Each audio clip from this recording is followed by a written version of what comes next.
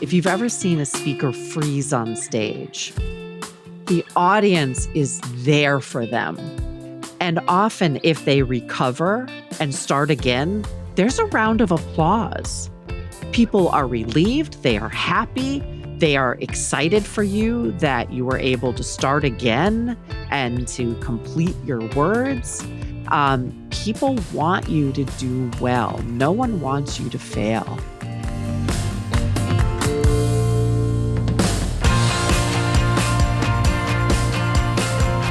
Welcome to the Podcast Ally Podcast. I'm Dr. Sarah Glova, keynote speaker and workshop facilitator, and I am on a mission to find out how to be the best podcast guest.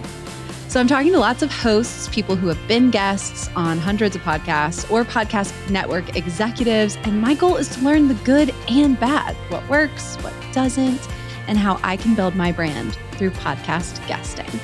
With me today is a really special guest, Bobbie Carlton. I'm such a fan of her work, and if y'all haven't heard of her somehow, you will understand why by the end of this episode. She's an entrepreneur, the founder of Carlton PR and Marketing. She's also the founder of Innovation Women, a speakers bureau, also called a visibility bureau, because they're designed to amplify more women experts who can speak about tech, business, and other topics. So today, Bobbie and I are talking about how thought leaders, specifically women thought leaders, can use guest podcast opportunities as a way to get booked. Bobbie, thank you so much for taking time out of your very busy schedule to join us today. Thank you so much for the invitation. Absolutely. And we're recording here. I'm based in Raleigh, North Carolina. And I know you're not in Raleigh, but you do come to this area a whole lot. I've seen you at a lot of conferences. Of course, you're very involved in the Women in Tech Summits. So we do get to see you around here every once in a while. Absolutely. I've been down there more than a handful of times, speaking at the Women in Tech Summits, which are among my favorite events to speak at. And also I've been invited back by some local companies who have me come in and speak to their executives. Oh, I didn't know that, but I love to hear that. Okay, so we'll dive more into that in a minute, but I want to focus on your podcasting experience today. And we have a question that we ask all of our guests to kick us off, and it's, what is your worst podcast experience? You know, I knew this question was coming because I listened to some of your other podcasts, and it's a toss-up. So There's always the worst one that just never happens. You show up in the recording room and the host doesn't show up. You got reschedule, ghosted. And then you reschedule again, and then you reschedule again, and you're like, you know what? I have better things to do. But there's also one of the things that I wrote up for my magazine, which that's a whole other story, which is about scam podcasts. And I have a couple of times been involved with those where they have a conversation with you and then they send you a bill afterwards. Wow. So new fear unlocked, scam podcast. I remember when I was in undergrad, I was an English major, and I got one of those letters that said that a short story that I had written was going to be published in a book, right? You know this letter. And I was so excited, and I took it to my professor, and she was like, so open that up. And sure enough, they're like, all you have to do is buy, 3 dozen copies of the book, and then we'll publish your story.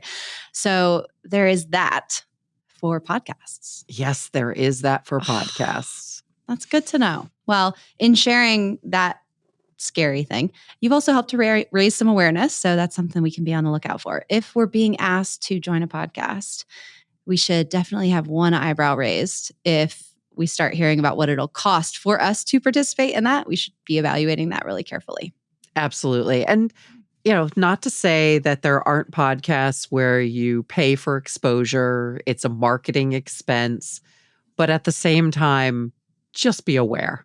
Yeah. I love that. Just the awareness piece. Okay.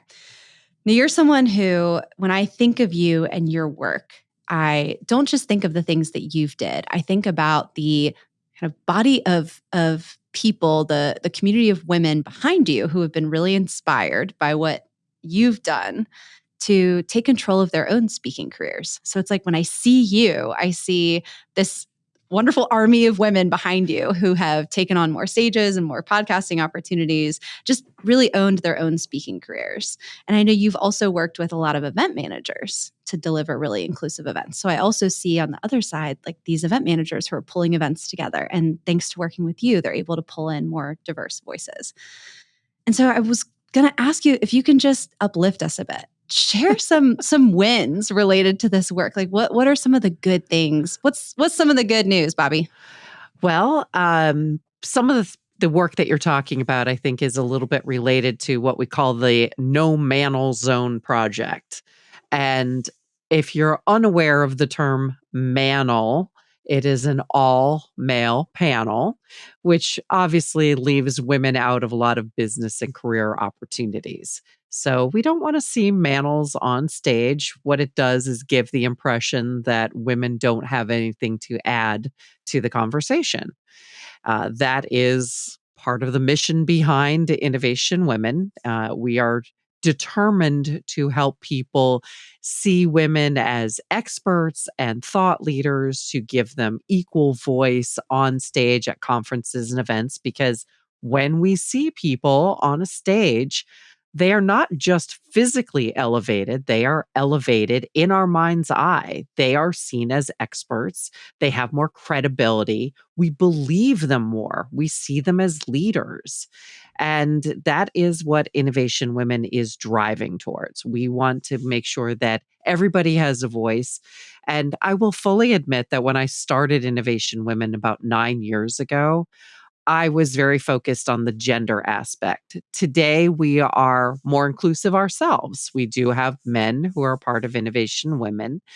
We are also welcoming binary individuals, people who have transitioned. We have people with disabilities, people of color. So it's a much more open and inclusive. Somebody once told me that our community standards are aggressively inclusive. And I was like, oh, I like that. I'm very proud of that. But success stories are many, quite literally thousands.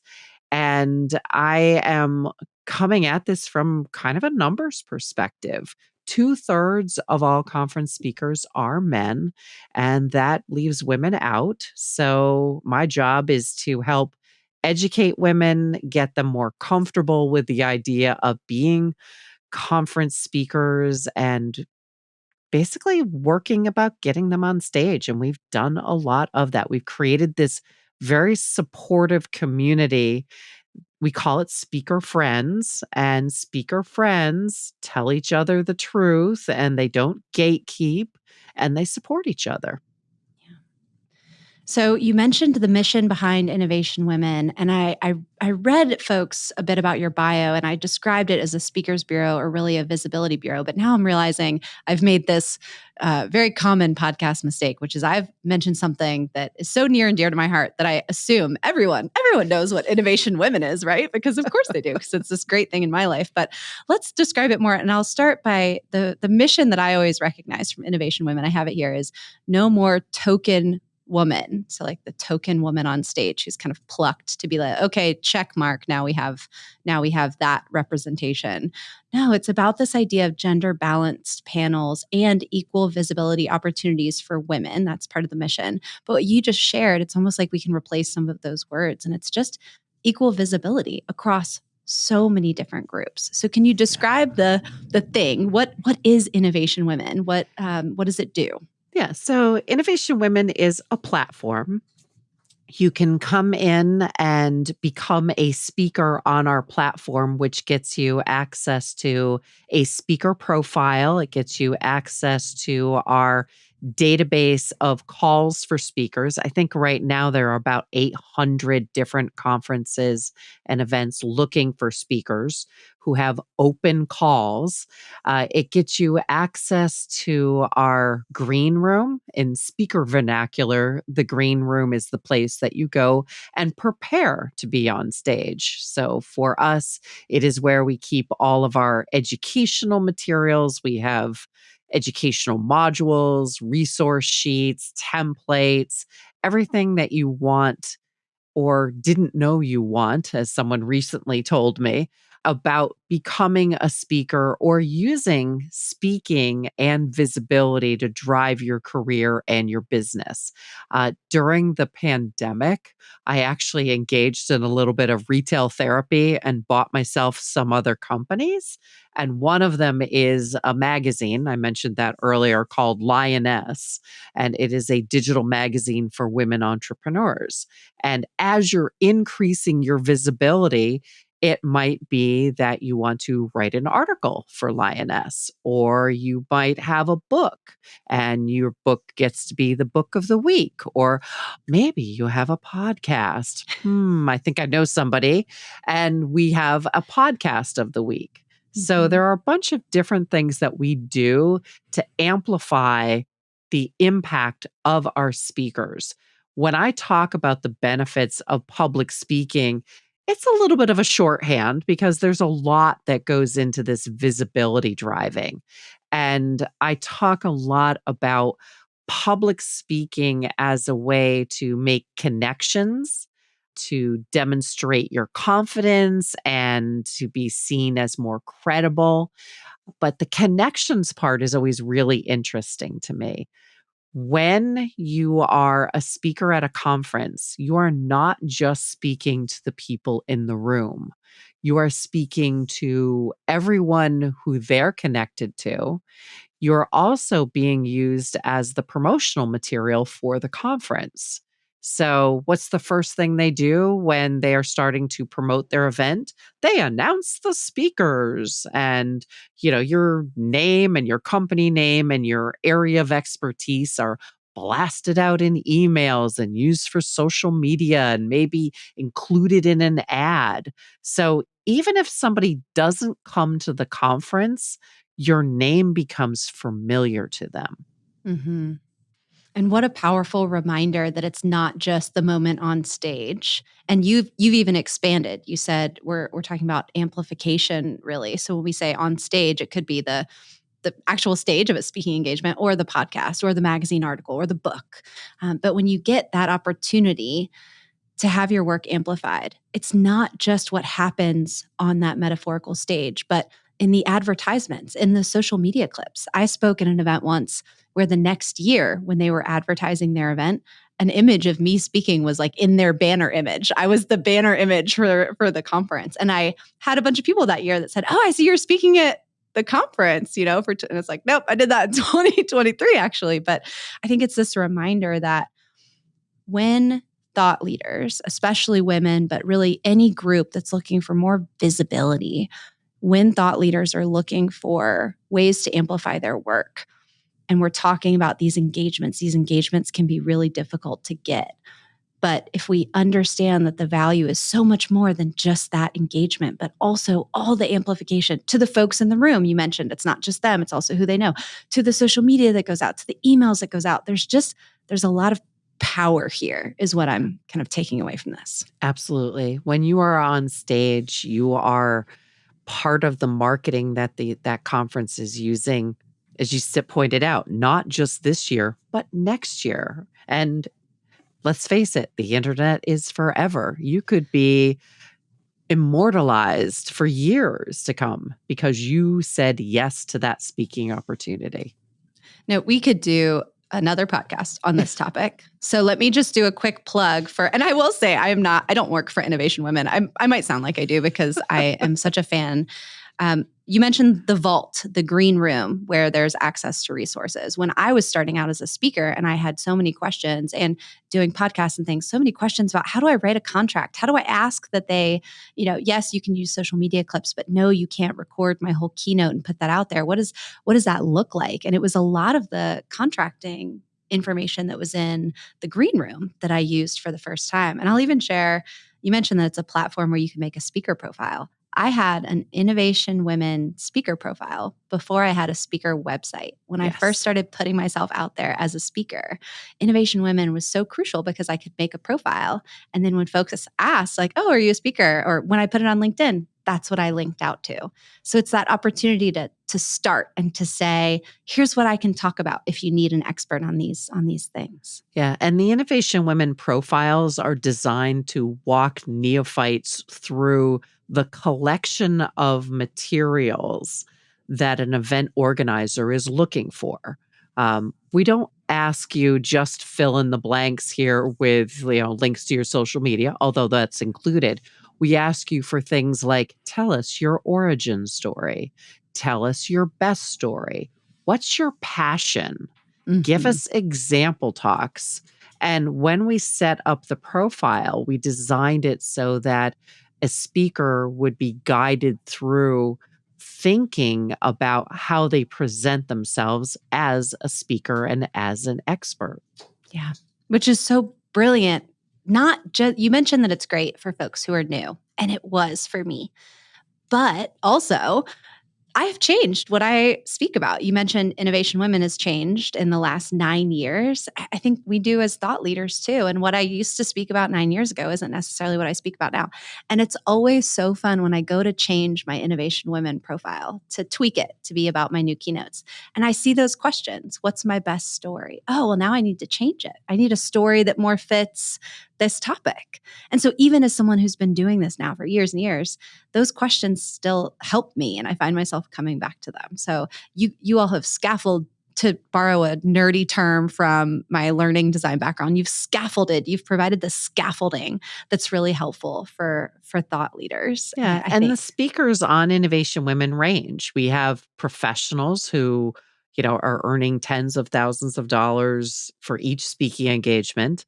And we have people who are just getting started and thinking about public speaking. And we have kind of everything in between.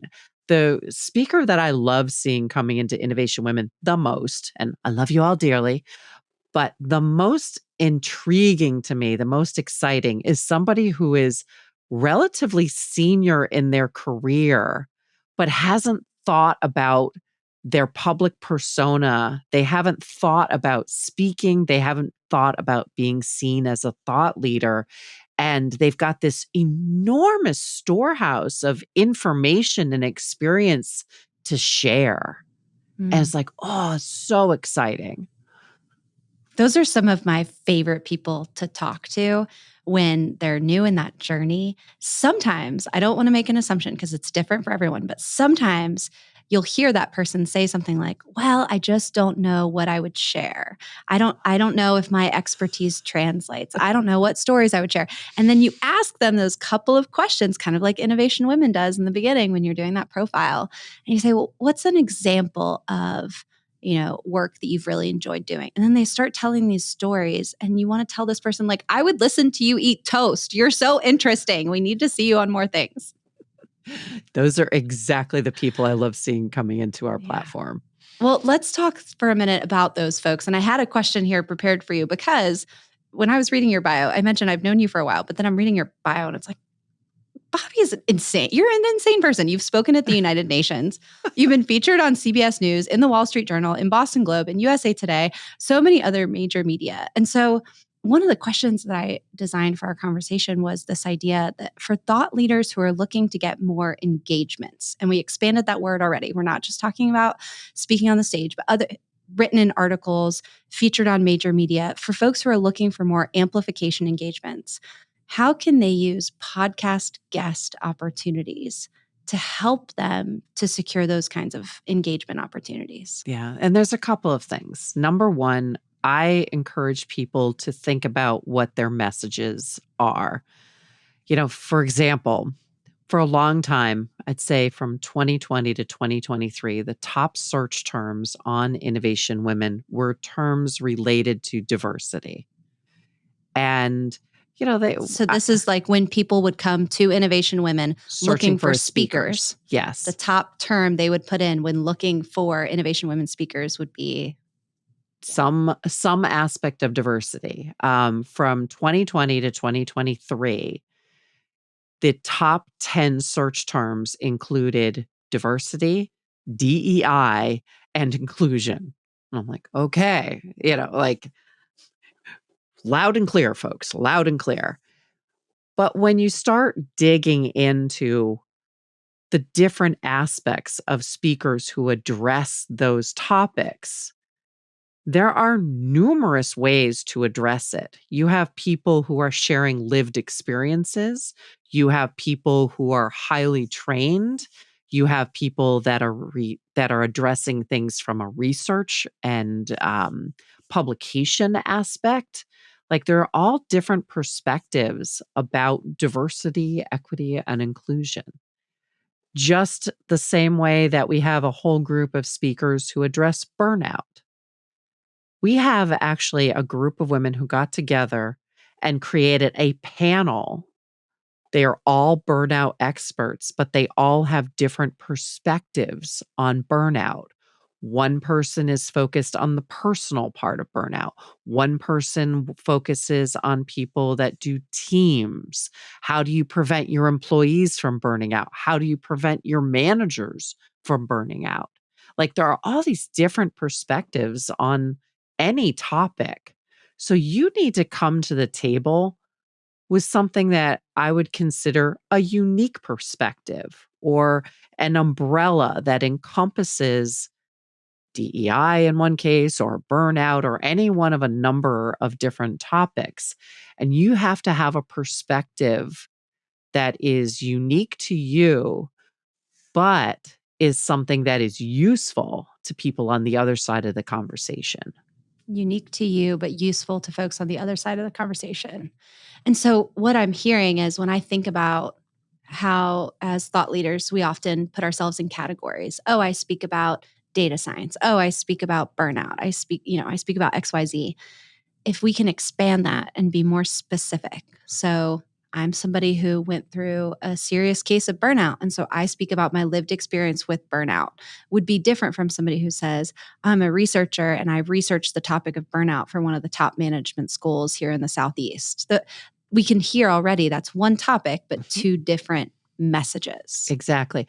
I talk about public speaking. Lots of people talk about public speaking. Anybody who has ever been on a stage can talk about public speaking. But when I present on public speaking, I usually tell event managers, I'm not here to change how people appear on stage. I'm here to tell them how to get there. Mm. And the path to the stage is very different from somebody who focuses on body language and good presentation skills. I'm talking about things from the business side and from the research side and from the way of approaching event managers to pitch yourself. Mm-hmm. Very different conversation. We're talking about something that I think is so important, maybe the most important thing that I've done in my career, especially as I've tried to get on more stages and get more podcast opportunities. And it's this idea of that differentiation. So what is it that I speak about and how do I share what that is with others? We're talking about something that I think is so important, but I also want to call out or hopefully just beg you to validate me here. It's hard. This is one of the hardest because I'm so in it. When I'm thinking of my own expertise, it's like, what? I talk about this. How else do I describe it? This is what I talk about. And if I get too specific, nobody's going to want it. So I can't be too specific. It's one of the hardest things, is it not? I usually tell people, think about secret sauce, okay? McDonald's has secret sauce. It's the same like combination of mayo and relish and ketchup. It's Thousand Island dressing or whatever, but it's secret sauce. Like they've positioned it as secret sauce. So what is your secret sauce? Mm-hmm.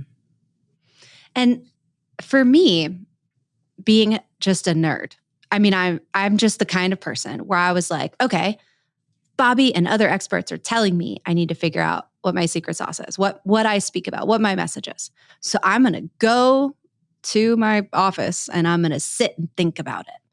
Turns out that's not usually, and I'll ask you because maybe this is just my case, but that was not how I figured it out. I figured it out by saying something, seeing how people reacted, saying something else, seeing that they reacted to that more, following with that, getting more specific, getting on stages, finding out which stories they cared about. it was not necessarily a homework assignment I could go and squirrel off and do by myself. It was something I had to kind of put into practice. Yeah. And the aspect of public speaking that is practice live, in other words, you don't just vault up onto the stage and ta-da, I'm a keynote. Like you work the system. You are probably going to be on panels. You're going to be doing breakout sessions. You're going to do webinars. And all the while, you're learning, you're honing your message, you're seeing what people react to. You also have to be immersed in the space and hear what other people are saying. So, like if I am talking about all of the incredible opportunities out there for public speaking, I have a little umbrella term that we developed here at Innovation Women. We call it the speaker's paradise. The speaker's paradise is literally just an idea that there are opportunities for all different kinds of speakers around basically every corner. You have 50,000 individual TEDx organizations. You have Eventbrite selling tickets to somewhere around 5 million events a year. You have Meetup, 300,000 events every single month. There are 92,000 professional organizations in the US alone. And this is to say nothing of the, what is it, $37 billion events industry. And what do these things all have in common? They are events that showcase content that comes from individual speakers. So if you can't find a speaking opportunity, it's just because you're not looking hard enough or in the right places for you. Innovation Women has this amazing database. It's constantly changing. We add anywhere between 50 and 100 new opportunities a week. And those opportunities can be anything from come and speak at the Water Parks Association annual conference to the accountants to a women's conference. Here's a webinar, here's a hybrid event. They're all over the place. I'm in PR. Like that was my start in marketing. And I always used to say that there is a magazine for every industry. Well, there's a conference for every industry too. That's right. And so when we talk about the speaker's paradise, it reminds me of something I learned early on about entrepreneurship. And it was something another woman business owner told me. And it was an abundance mindset, which I came from academia. Like that felt a little too woo-woo to me at the time. But she was telling me, like, look, if you're out there chasing the pavement, like just worried that this opportunity is the only opportunity and you've got this mindset where like you got to make this happen or nothing's ever going to happen and everything's going to fail, that's not going to work out for you.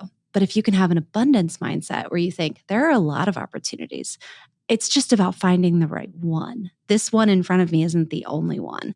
And I come back to that all the time. I mean, I must have learned that over 10 years ago now. And I probably still think about that at least once a week. Yeah, so many different opportunities, and knowing who values your knowledge is key. Mm-hmm.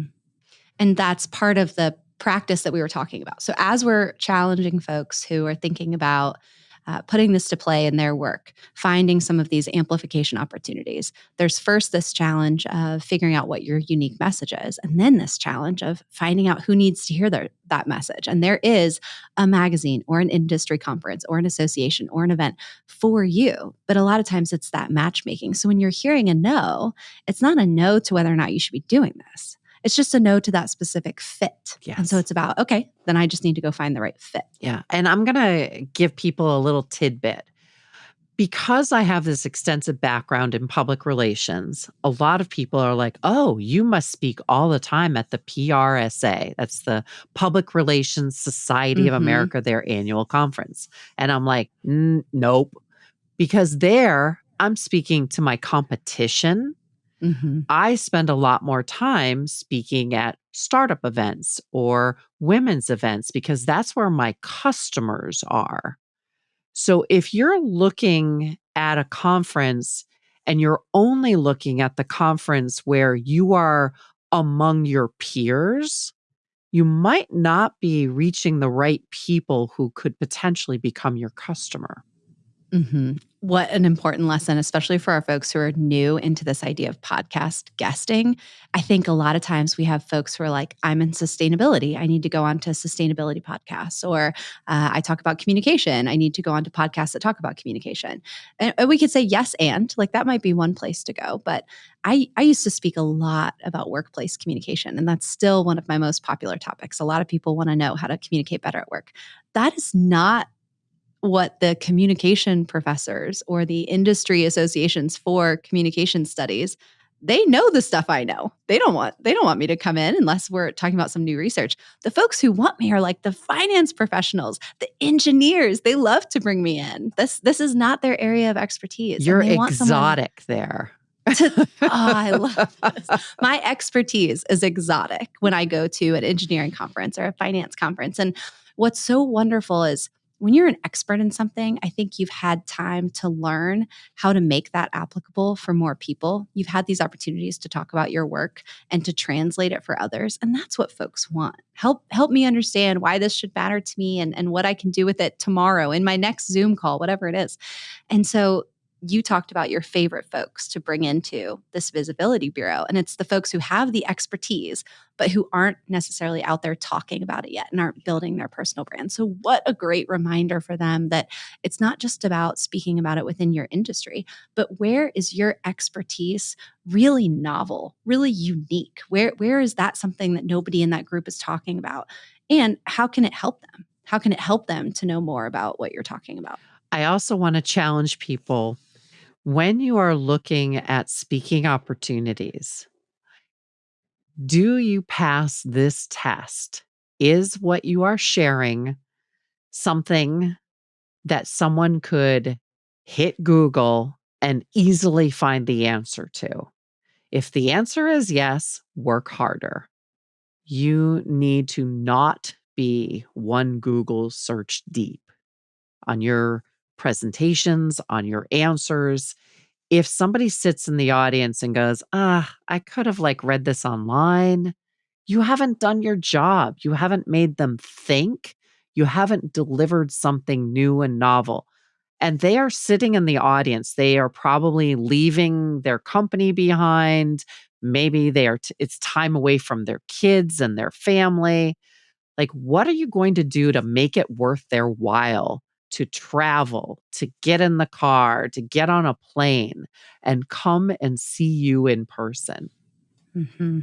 So the two things, one, am I sharing information that goes beyond this first Google search? And then two, the what's in it for me. So have you thought about what's in it for this audience? I made this mistake so early in my career, Bobbie, and it was out of fear. I'll be honest with you. I was hitting some of these stages and I was excited about speaking, but I think I still was hesitant about whether or not I was ready to be there. And I wanted to prove that I was there. And so, being a nerd, how do you prove that you know something? You share the research, you share the statistics, you have all the slides with all the things. And at the end of the day, that's not what people want. They are trusting that you have that expertise underneath the iceberg. What they want are the stories. What they want is the applicability. How does this apply to what I'm doing in my job right now? It's great that you know the research, Sarah, but you use that to inform what you're going to tell me that will help me in my life and in my work. I don't need all that background information. If I wanted that background information, I would have gone and gotten the degrees that you got. Clearly, I didn't. So just help make this relatable to me. So I made that mistake really early in my career. And for me, it was out of fear. And it was that experience of seeing what audience responded to. It's like, wow, they really want the stories. They really want the applicability. They want this to be able to apply to their lives. Absolutely. And boiling the ocean is never a good strategy for presentations. That's what I was doing a little bit, isn't it? Yeah. Mm-hmm. And you know what's funny? It's such a practice. Whenever I switch topics or do a new topic or take on a new role or whatever it is, I go back to that. It's like a default setting or something and I'll catch myself. Oh, I'm trying to pull in all the research and the statistics. I'm trying to prove myself. The audience should not have to suffer through me trying to prove that I deserve to be here. Well done. Well done. So then for our folks who are thinking about doing podcast guesting, I think we have a lot of things here that they can take away about building their own message and then thinking through, making sure it passes the test, that it's not on the first page of Google, that they're thinking about the what's in it for them, what's in it for me, the audience perspective. Any other advice, words of encouragement about if they're thinking about stepping into these spotlight spaces for the first time? I mean, you've just worked with so many amazing people who have grown their careers by doing this. I'm sure you've heard some of the concerns and challenges from the folks who are just stepping into that space for the first time. So any thoughts for them? Yeah. And I will say that women in particular, especially technical women, often have concerns about being on stage in situations where they might be heckled, where they might Yeah. be belittled. I wonder And why. yes, unfortunately, that happens. And I usually tell them, prepared is best. When you are prepared for that type of thing and you know what you're going to do. Working with excellent events and conferences and conference producers, like these are your allies. These are your friends. These are the people that will be there to save you if something should go awry. That said, put that aside. That doesn't happen all that often, seriously. You can expect these if you are prepared, if you've done your homework, if you are presenting new and novel and interesting ideas. This is going to open up a whole new world for you. One other piece of advice I always give people as well is think counterintuitively. If your audience, whether it's a podcast audience or it's a live audience at a conference or an event, if they can guess the next thing that is going to come out of your mouth, they are not going to be happy. You want to give them something different. You want to give them something interesting. You want the next snap. And what I mean by that is like people kind of nod off a little bit if they're listening to you. Like I have a really boring voice. It is low, it is monotone. So I have to work to get it up, to get it down, to use pauses, like to have the power of a voice. But I also will sprinkle what I'm talking to people about with things that they don't expect. My kids have actually said to me, "Mom, you're so funny because nobody expects you to be funny." And I'm like, "What do you mean?" I'm like, "I'm hysterical in my own mind, but nobody evidently expects me to be funny. So I can be absolutely hysterical because nobody expects it." What are you doing to use humor in your presentations? What are you doing to wake up the audience? That's what I want you to think about. And it could be this idea of being unexpected. Humor is one way to do that. I was like chomping at the bit to butt in because it just drives me crazy that you called your voice boring and I'm sitting here with my thesaurus like, no, what does she mean? I think of your voice, it's very meditative is maybe what you're talking about. Like I could see you reading one of the meditations that's in like the Calm app or something. And so with a voice like that, saying something really humorous, really light, I can see how there's like a juxtaposition there. We could do a whole thing on that. But what I'm taking away from this challenge is how can you be unexpected? And you called it unexpected, and you called it counterintuitive. Counterintuitive thinking. So as I'm thinking through, okay, some group brought me in to talk about workplace communication, or some group brought me in to talk about achievement science. What are they not expecting me to say? What are the things I don't want them to think about this topic? What is the silliest way I can explain this topic? How would I explain it to a 5-year-old? Like really challenging myself to think outside of the box. I get a lot of practice with this thinking when I'm on panels. And I know some speakers are like, "Oh, a panel." It's like, no, panels are awesome. It gives you the opportunity to sit on a stage with your peers and frankly, compete a little bit for attention because people will often say the exact same thing in slightly different terms. If you can sit on a panel and every time they get to you say something completely different, you're not going to be arguing with people. You're just going to be taking them in a little bit of a different direction. You're adding value. You're giving another perspective. This is actually one of the reasons that having the manels is bad. You have the same lived experience with a group of what I call the male, pale, and stale panels. It's the same four old white guys who often, if you're in the same industry, know each other. They have similar lived experiences and they think about things the same. Can you think of a more boring panel? For your audience. Yeah. So we're talking about this from the perspective of like better events. Sometimes I feel like people talk about things like diversity and inclusion as like a nice to have, as if it's like nice to do for the communities that we're trying to help amplify. Like, no, this is really good for all of us. This is adding a variety of experiences. We're adding the unexpected. And when you say panel, I'm also thinking podcast. If you can challenge yourself to go on these podcasts and share stories that people aren't expecting or that they haven't heard before about this topic, what a way to stand out. And the same message goes out to podcast hosts about trying to bring in more different voices, trying to add different visibility from different communities, because you're going to hear things that you haven't heard before. You're also going to benefit yourself because new and different guests and different speakers are going to bring in different audiences. They're going to expand your network. You're not talking to the same people every single time. When you bring in a different guest, they are bringing in their network to listen. You're going to sell more tickets. You're going to have a higher percentage of people who are listening to you. Mm-hmm. And you talked about that a second ago with from a speaker's perspective or from a podcast guest perspective, you're not just talking to the people in the room, you're also talking to the people that they know because they might share it.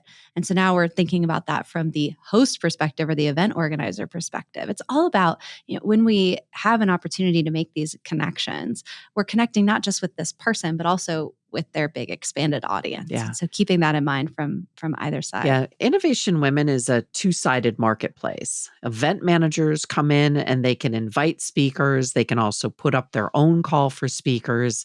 Speakers are in there looking for opportunities. They're looking to expand their area of expertise. But there's actually a little bit more that happens. There's a little bit of like kind of extra magic because they are interacting, they are building up a community that engages with each other. And so I think it's really important when you are a speaker or an event manager. And by the way, event manager is a term I use somewhat generically. Innovation Women services podcasters who are looking for guests, colleges and universities, corporations, conferences, small events, big events. It's everything from, the big massive conferences to a small local conference. Come in looking for subject matter experts and speakers. Mm-hmm. So we're talking about event managers as people looking for expertise to help amplify a topic that they're trying to bring to an audience. And so across all those different groups. Now, we mentioned something a few minutes ago that I'm going to ask that we go back to. I almost don't want to because it's not my favorite topic, but I feel like we touched on it, and I think folks are going to want to hear your perspective on it. And it's this idea of potential hecklers. So you said like a lot of folks early on, they will, especially if they have this technical expertise, they have this concern that they might be heckled. And you said two things. One, you said that it can happen, that it helps to be prepared. But then two, it doesn't happen that often. So don't let it stop you. Don't let it keep you from doing it. For our folks who are nervous about this, they're nervous about going onto a podcast because what if they say the wrong thing? What if somebody challenges them and they don't know the answer? Or if they're nervous about going on stage, and what if somebody heckles them? What's your message to that fear? Yeah. So heckling/tough questions often end up in the same category. A lot of speakers will tell me, I'm great when I'm doing my presentation, but the minute somebody asks me a question, I freeze. I don't know what to say, or I'm worried they are going to ask me a question that I don't know the answer to. I'm presenting in front of a room full of experts. What do I know? And this is where I fall back on my public relations background. I mean, part of what I've done for, let's just say, multiple decades is I help executives and people who are dealing with the media deal with the media in a better way. And so I will give them some strategies. Number one, if you are concerned about getting questions asked, sit down before you go on to present and write down all of the questions that you can possibly think of and then answer them, or make sure that you know the answer to those questions so that when you go on stage and someone asks you a question, you already have prepared for that question. You already knew that question could potentially be asked, so you are prepared. That is a place of comfort. Even if the question that gets asked is not one you've prepared for, you can always fall back on a couple of old PR standards, which is, oh, look at the time. No, just kidding. You can always say, you know, that's a great question. Let's take it offline. Let me get back to you. I'm not the best person to answer that question. There are a bunch of different strategies that PR people will give you when they're media training you. And you don't ever have to answer a question that somebody asks you. There's nobody holding a gun to your head saying you must answer this question. You can also answer the question that you want to answer. So, bunch of different things. I actually tell people, watch interviews. Sit down in front of your TV, and every time you see some news anchor or, I used to say Barbara Walters, or, the classic interviews, see how people don't answer questions. Politicians are famous for this. They answer the question they would have liked you to have asked. Yep. One of our earlier guests in this season, James Katecki, he brought in a lot of experience from the political side, and he shared this same lesson. And he talked about how for a lot of folks who have an academic background, they get asked a question, they feel like they have to answer it. Like there's some kind of test. And he was really big on you don't have to answer the question that they asked. And you can, say the answer you want. Like, oh, I love that question, but you know what it makes me think of? And then you get to say whatever you want. But then two, our other friend who came on the podcast was Brandon Berkmeyer, and he's done over 200 episodes of his current podcast. And he said that something that he recommends for folks to try when they prepare is to listen to a podcast and pause it after the question has been asked and then try to answer it. And that gets to what you were saying about writing down all the questions. There's ways you can prepare where you just practice getting asked a question when you don't know what the question is going to be. So you can practice kind of getting over that freeze. And then there are things you can keep in your back pocket. That's the third thing I'm taking away. I really like that's a great question. I'm not the right person for that. My expertise is more XYZ. I think something I can speak about that is, and then you get to say what you want, or you can say, I'd love to take that offline. We could do a whole podcast about that one, Bobbie. Let's take that one offline. What I'd love to talk about is that there are so many phrases like that, and they're not that hard. And hopefully folks can take that away from this and keep that like an ace in their back pocket. Absolutely. And again, the producers, the event organizers, they are your friends. You can also, literally my joke ahead of time, you can run out of time for questions. Absolutely. So much here. We're not going to have time for questions today. Happy to answer questions via email.